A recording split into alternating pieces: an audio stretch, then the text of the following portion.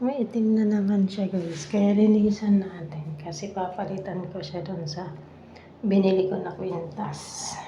Dun sa pendant na ito. Mas bagay ito dito. Ipapalit ko dito. So binili ko para dun sa anak ko. Ito yung chain niya. So titingnan ko. Kasi ito parang local lang din to. Baka pag acidic din yung titingnan ko kung acidic din yung ko. May pendant kasi ako na maganda. Bagay siya siguro dito.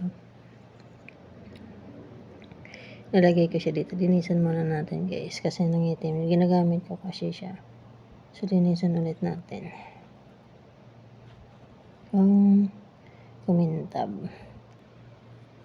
Kaya na guys. Nagasan pa na siya. Nagbago ba? Yan. Medyo luminis na siya. Kanina maitim eh.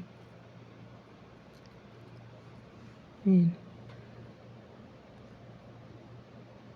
Malinis na.